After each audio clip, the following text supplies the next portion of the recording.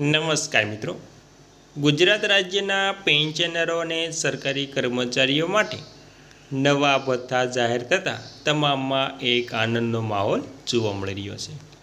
તો હવે ગુજરાત રાજ્યના પેન્શનરો અને સરકારી કર્મચારીઓના જે ભથ્થા જાહેર થયા છે તેનાથી તેના પગાર અને પેન્શનમાં ઘણી મોટી અસર જોવા મળે છે.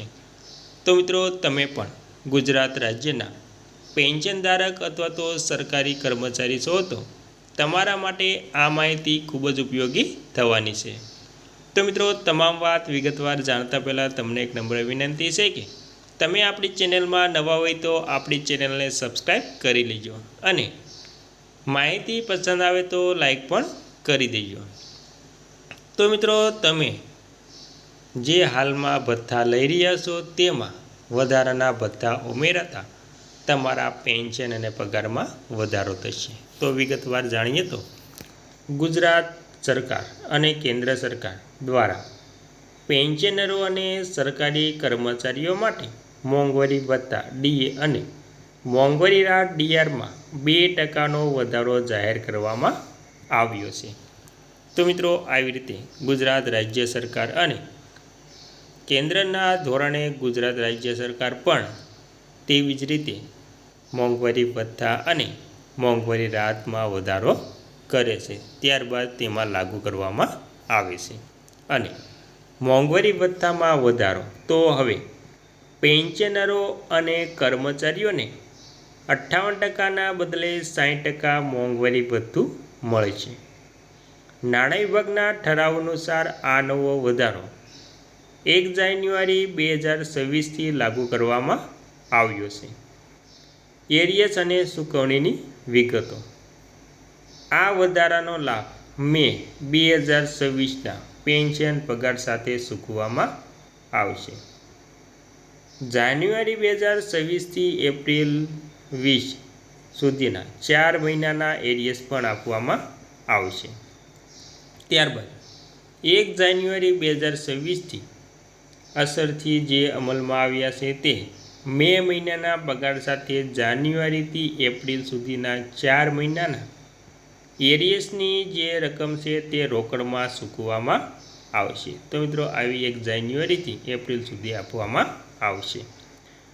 રાજ્ય સરકારના લાખો કર્મચારીઓ અને પેન્શનરો માટે એક મોટા અને ખુશીના સમાચાર એ છે કે ગુજરાત સરકારે કેન્દ્રના પગલે ચાલીને પોતાના કર્મચારીઓના મોંઘવારી ભથ્થા એટલે કે ડીએમાં 2%નો વધારો કરવાની સત્તાવાર જાહેરાત કરી દીધી છે.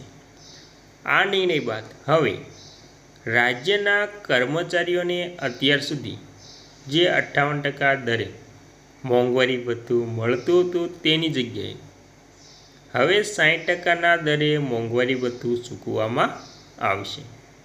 સૌથી સારી વાત એ છે કે આ વધારો 1 જાન્યુઆરી 2026ની અસર લાગુ કરવામાં આવશે, જેનાથી કર્મચારીઓ અને પેન્શનરોના માસિક પગારમાં સારો એવો આર્થિક ઉછાળો આવશે.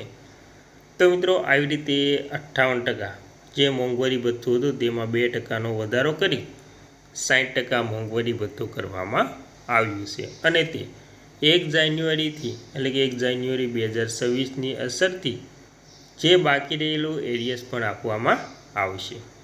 ત્યારબાદ નાણાં વિભાગના ઠરાવ મુજબ આ 2%ના વધારાનો લાભ કર્મચારીઓને મે 2026ના પગાર સાથે જ મળવા લાગશે.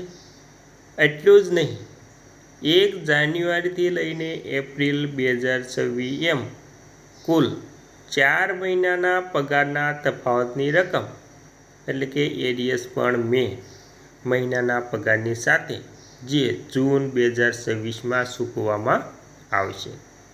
એક જ હપ્તામાં રોકડમાં આપી દેવામાં આવશે.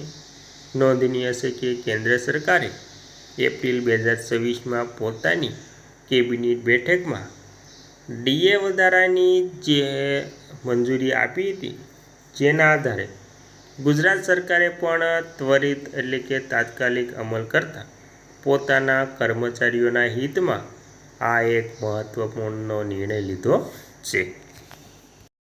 સરકારના આ નિર્ણયથી 7મા પગાર પંચ હેઠળ આવતા લાખો પરિવારોને સીધો આર્થિક ફાયદો થશે.